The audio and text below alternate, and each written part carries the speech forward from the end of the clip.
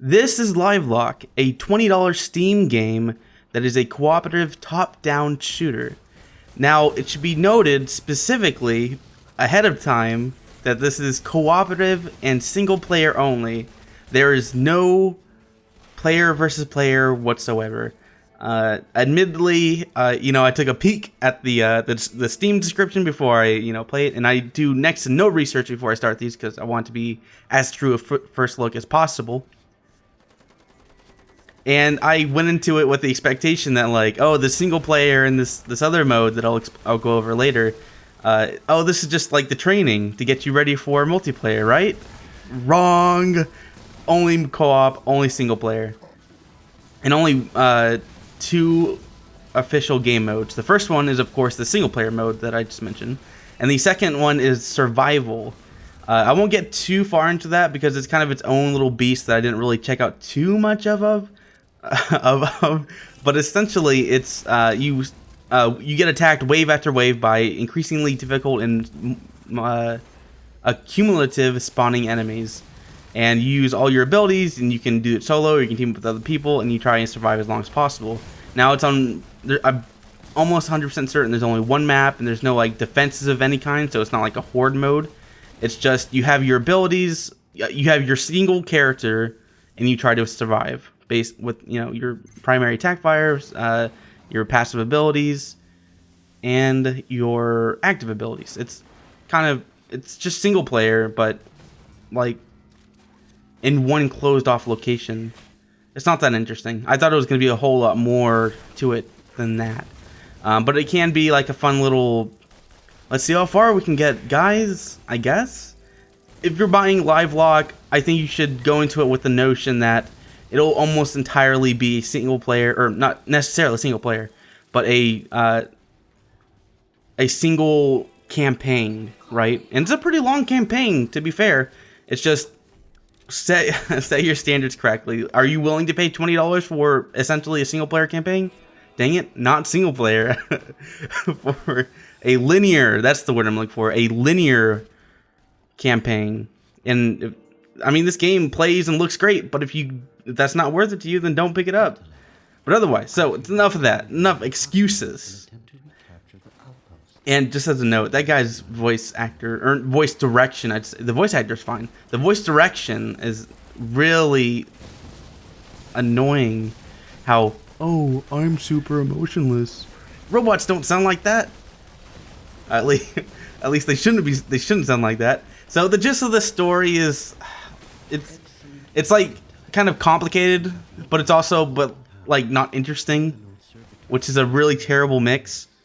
This dude we're talking to is some kind of I think he was the commander of Earth or something, or whatever this planet is, and everyone's a robot, I guess.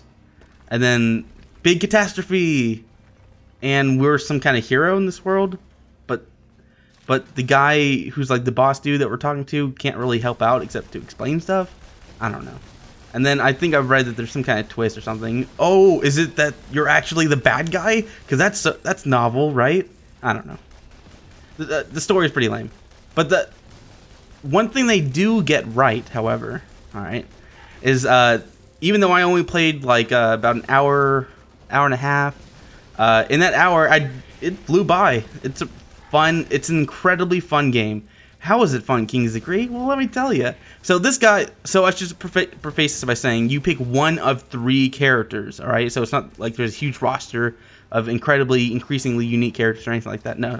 And you have access to all of these characters from the onset. So we have two of the three characters on screen right now. One is the guy I'm playing. He is a melee bruiser dude. He does get guns later, and that's a whole nother beast I'll explain a little bit later. But essentially, he's got his shields. He's more of a supporty, kind of help out the DPSers, or I guess you all kind of do damage per second. I think the person that's with me is a healer, I believe. Her damage isn't very high. Its damage isn't very high. She can drop those turrets on the ground there that provide covering fire, and I'm pretty sure it heals, but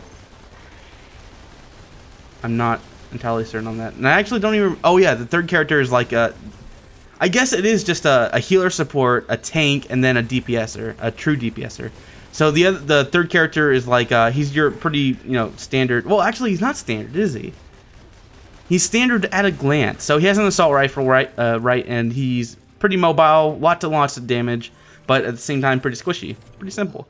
But now getting into the progression paths, that's like, oh, where to even begin with progression paths, So every character has a very, very long line of upgrades.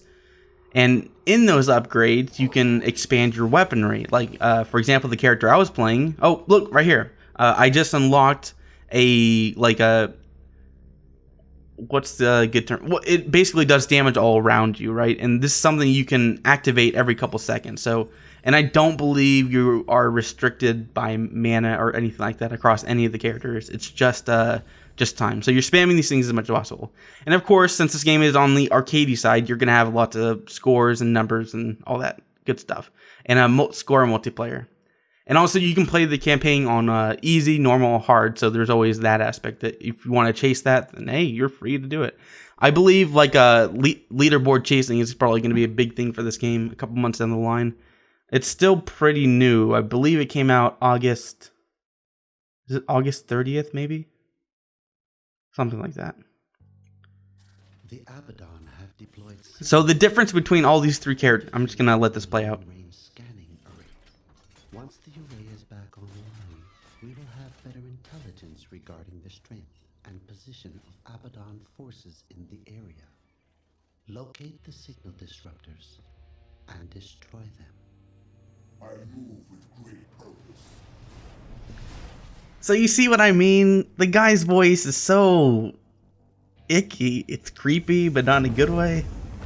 Alright, so hey, you actually picked up another person, and they are also using the healer-y, supporty character, which is neat. And also these people I was playing with were very strange. They didn't seem to want to go to the objective, or like the area, I guess, has a couple branching paths.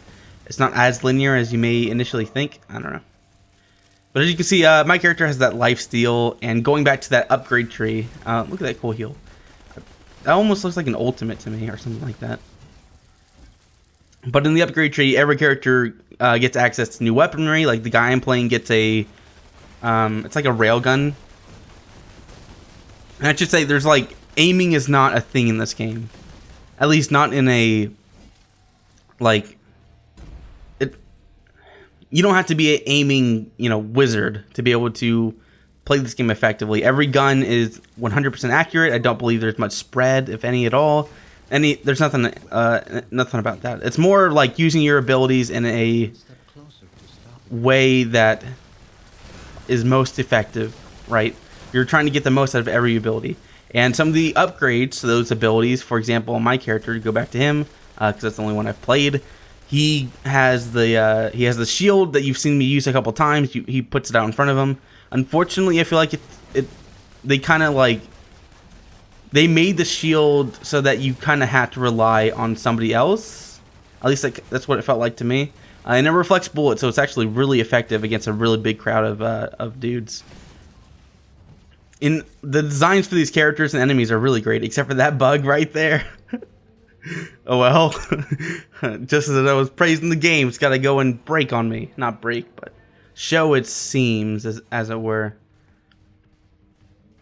And also, you can pick up these upgrades, those little blue pellets, which is currency to upgrade your character, I believe is what it does. I believe you unlock new stuffs for your character purely based on level. And then, like, I'm not 100% certain what engine this is built off of, but it has really, really pretty, like, lighting and particle effects. Like, oh, look at that. Beautiful. It'd be really cool, too, if you could change the color of those particle effects. Like, maybe instead of a kind of a dull orange, I get a nice fiery red or something like that.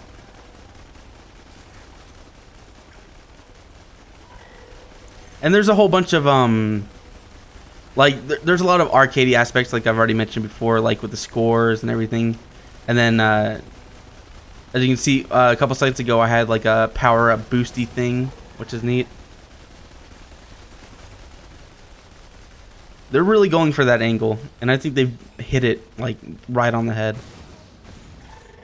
How big this audience is, however, I just don't know. I feel like that the audience for this kind of game is limited, even though they did such a fantastic job with it.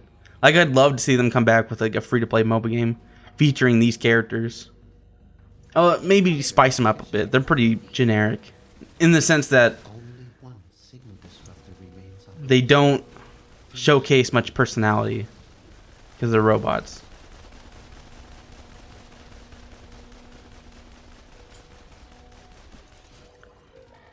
And I think it'll do well. I just don't know if top-down arcade shooters in this theme, this style, this price point is something. I don't know. The game for what it does is great, but it's so limited in scope that I don't think it has wide appeal. Which, I mean, is a pretty lousy, knock against the game. It's just, I don't know. That's all I can come up with. Thanks for watching.